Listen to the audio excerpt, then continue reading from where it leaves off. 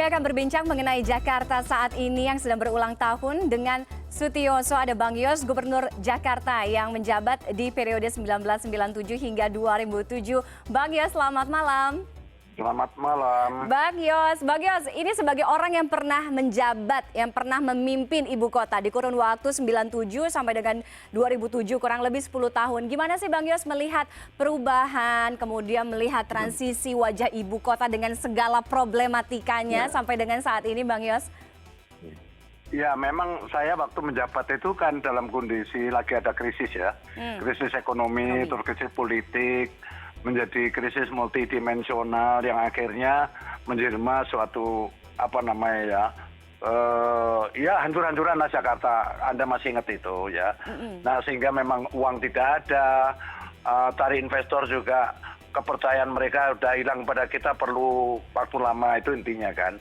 Tetapi visi kita kan tetap ya membangun Jakarta ini sejajar dengan kota-kota besar lain di dunia yang dihuni oleh masyarakatnya yang sejahtera lahir dan batin gitu. Nah, jadi apa yang bisa kita mulai gitu, yang saya harapkan memang tiap pergantian gubernur yang baru itu harus paham betul bahwa pendahulu-pendahulunya melakukan apa gitu, apa yang harus diteruskan gitu. Nah, masalah-masalah klasik Jakarta tentu untuk mensejajarkan dengan kota besar lain di dunia itu tentu yang pertama adalah kemacetan kan. Betul. Nah, kemacetan ini kan sudah ada juga blueprint-nya yang saya bikin tahun 2003 ya, bagaimana membangun sebuah jaringan transportasi makro ibu kota yang juga mengakses tetangga kita di Tangerang, Bogor, Bekasi gitu. Mengapa harus mengakses tetangga kita? Karena tahun 2003 saja sudah ada 600.000 kendaraan masuk dari tetangga kita ke Jakarta. Ya, itu berarti 17 tahun lalu. Tentu sekarang sudah jutaan. Nah, untuk itu udah kita juga survei kenapa mereka berkendaraan dengan segala risikonya ya, macet, bensin, kehilangan waktu dan bayar tol segala macam, karena tidak ada kendaraan lain yang layak untuk dipakai. Karena itulah mereka kita akses gitu kan. Yaitu ya, kita merancang itu ada 4 moda yang kita akan luncurkan. Yang pertama MRT. MRT ini kendaraan yang paling besar lah gitu, yang ngangkut ribuan orang dalam 1 jam. Itu meluncur dari utara ke selatan melalui Tamrin, Sudirman, ya nanti sampai Fatmawati. Tetapi kemudian itu kita lanjutkan sampai Depok dan Bogor gitu kan. Jadi di Depok, Bogor sana ada stasiun besar MRT, di mana orang Bogor dan Depok yang kerja atau sekolah di Jakarta diharapkan berhenti di stasiun itu lalu menaiki MRT. Nah, bagaimana dengan tetangga kita Tangerang dan Bekasi, kita akses dengan 2 moda. Satu adalah busway, ya. Busway itu waktu zaman saya pun sudah nempel di perbatasan Tangerang Bekasi. Sebenarnya harapan saya mereka melanjutkan dengan sistem yang sama. Mereka kan cuma hanya bikin infrastrukturnya aja, bikin road nyediain jalannya gitu ya. Artinya dibikin ke busway kita itu, lalu dengan halte-halte bisnya kan kita yang lewat gitu kan. Nah, dia juga diakses dulu dengan namanya monorail, tetapi zaman Ahok lalu diganti LRT, nggak ada masalah itu. Nah, alhamdulillah sekarang kan oleh gubernur-gubernur berikutnya setelah saya ini kan dilanjutkan, MRT sudah berjalan. Sayangnya LRT ini hanya relnya aja, saya nggak pernah lihat keretanya berjalan kan. Nah, begitu juga busway yang dulu ditolak dan didemo habis-habisan saya, nyatanya kan jadi primadona transportasi masyarakat. Itu ada 15 koridor, sekarang ini dari gubernur-gubernur dilanjutkan, saya 10, terus Foka nambah 1 lagi, Pak Jokowi Ahok merawat 2, 13, masih 2 sebenarnya sisanya. Nah, moda yang lain, yang alternatif apa? Moda yang alternatif adalah waterway. Itu baru bisa berjalan kalau sungai-sungai kita dinormalisasi. Gitu.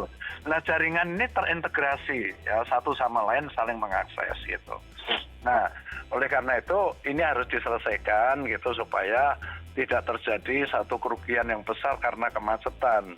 Kemacetan itu bukan kerugian kita finansial saja, tetapi juga menimbulkan kerugian di bidang kesehatan terutama anak kita, karena polusi udara kita itu sangat tinggi dan 80% kontribusinya dari kendaraan bermotor gitu. Oke. Nah memang jaringan itu kan dulu kan orang berpantang, nanti untungnya apa ya? Untungnya secara tidak langsung. Karena itu namanya transportasi umum itu harus representatif. Dalam arti dia itu adalah aman, nyaman, tepat waktu, dan terjangkau tiketnya. Karena teknologi tinggi pasti mahal, karena itulah perlu disubsidi. Busway kan bagaimana 3.500 bisa keliling Jakarta kalau nggak kita subsidi kan. Nah begitu juga dengan modal lain harus disubsidi. Oke, Bang Yos. Keuntungan kita pada saat kendaraan jutaan diparkir di rumah, lah itulah berapa juta galon bisa dihemat setiap hari. Jadi gitu ya. Nah masalah berikutnya yang kedua tentunya masalah banjir. Banjir juga sudah ada blueprint-nya, cara menyelesaikannya bagaimana gitu kan. Nah di hilir diantaranya kecuali membangun drainase yang memang sudah premier maupun sekunder yang harus berjalan dengan baik, tetapi yang paling penting adalah bagaimana mengembalikan sungai itu sesuai fungsinya. Oke. Dan sungai itu kan dihuni oleh para urban gitu kan. Betul. Kiri kanan sungai yang tadinya zaman si Pitung 60-70 meter sekarang tinggal 25-20 meter gitu kan. Oke. Nah itu menjadi dangkal dan sempit kan, itu harus dikembalikan. Nah rakyatnya kemana kan, penghuninya pindah ke rumah susun. Jadi sudah saatnya kita membangun rumah susun massal gitu kan. Oke. Udah saya berikan contoh juga, dulu kali angke 4.000 kakak saya pindahkan. Itu juga kayak perang dunia itu situasinya itu. Oke. Selalu ada perlawanan, selalu ada provokator di dalamnya. Ya, tetapi pemimpin jangan mundur pada saat kita yakin kita memberikan tempat yang lebih layak, lebih baik, harus berjalan gitu kan. Bang Yos, saya salah. Bang Yos, sebentar. Kalau misalnya kita ngomongin soal permasalahan ibu kota memang jelimet ya, tapi itu kayak tongkat estafet dari setiap era kepemimpinan gubernur yang memang harus menyelesaikan masalah-masalah itu, dan ini menjadi proses yang berkelanjutan. Tapi bagaimana kalau Bang Yos kan tadi pas Bang Yos menjabat sebagai orang nomor 1 di DKI harus dihadapkan dengan tantangan tadi krisis ekonomi. Nah kalau sekarang ini adalah pandemi, gimana melihat bagaimana pengendalian, penanganan? Kita tahu Jakarta ini juga masih menjadi kota atau wilayah dengan urutan teratas ini untuk kasus positif COVID nih Bang Yos. Wajar saja kalau orang bertanya ya, penduduknya paling kecil di antara Jawa lain, Jawa Tengah, Jawa Timur maupun apalagi Jawa Barat, kok paling banyak yang terdampak kan gitu kira-kira ya. Nah itu ada jawabannya, walaupun kita hanya kira-kira 10 juta, tetapi kita menghuni wilayah yang sangat kecil gitu kan. Sekarang ini kepadatan penduduk sudah ada 20-25 ribu per kilometer persegi. Jadi bagaimana kita mau menjaga jarak itu seperti mustahil kan mereka kan. Nah lagian juga saran saya ini Pemda itu segera harus melakukan paling tidak rapid test ya untuk semua orang di Jakarta. Sekarang ini kita nggak tahu siapa terdampak siapa tidak gitu kan. Nah kalau kita sudah tahu siapa yang terdampak itu kita pisahkan sehingga kita tahu ini orang-orang sehat, ini orang terdampak tentu kita selesaikan di rumah sakit lah, yang saya kira jumlahnya cukup. Ya. Nah, yang tidak itu artinya ya bisa kita lepas kan, tetapi tetap harus protokol kesehatan itu harus diperhatikan, harus diterapkan gitu. Oke. Ya. Jadi karena pilihannya memang dilematis. Jakarta ini peredaran ekonomi 70% di sini. Betul. Kalau semua orang di lockdown, ya pilihannya adalah mati kelaparan kan, gitu, atau mati karena corona. Jadi kan kita nggak mau dua-duanya. Karena itu dikendorkan. Nah dikendorkan ini juga bukan barang mudah. Bagaimana misalnya menjaga jarak di transportasi, di kereta api atau di busway itu susah banget memang prakteknya. Namun kalau kita tahu orang itu yang terpapar itu kita sudah tahu persis yang kita pisahkan gitu. Jadi kita meyakini yang keluar ini memang orang-orang sehat semua gitu kan. Oke.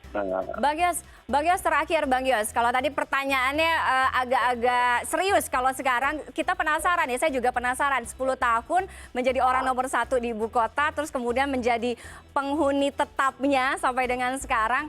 Penasaran apa sih yang membuat Bang Yos rindu akan Jakarta gitu? Apa yang kira-kira misalnya kayak atau tempat ikonik atau makanan lah, sebutkan tiga tempat favorit Bang Yos.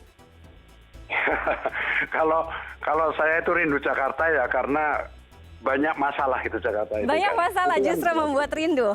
Iya, karena aku senang menghadapi tantangan gitu kan.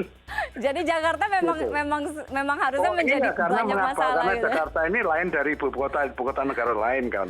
Ini kan diborong semua fungsi kan, fungsi pusat pemerintahan, fungsi pusat ekonomi perdagangan, pusat pelajar, pusat perdagangan, pusat wisata, pusat budaya karena semua etnis ada di sini. Jadi ini kayak magnet akhirnya Jakarta kan nyedot orang-orang daerah. Gitu kan. Inilah masalah orang daerah yang datang kalau kayak kalian aku gampang nyarikan kerja kan. Ya kan selebritis bisa mudah dikerjakan, punya keterampilan apa ini kan bonek semua. Iya. Nggak punya keterampilan, nggak punya modal, nekat bawa anak istrinya ke sini kan.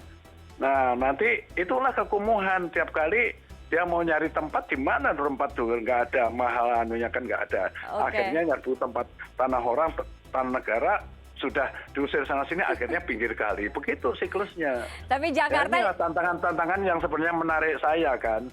Nah oleh karena itu sekali lagi karena normalisasi menghadapi rakyat kecil.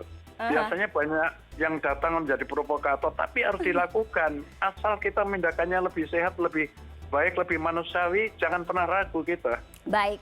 Jadi masalah jangan bikin jengah, justru itu jadi pembelajaran kita ya, penghuni Jakarta untuk membuat ibu kota menjadi lebih baik. Terima kasih Bang Yos sudah bergabung dengan CNN Indonesia Connected malam hari ini.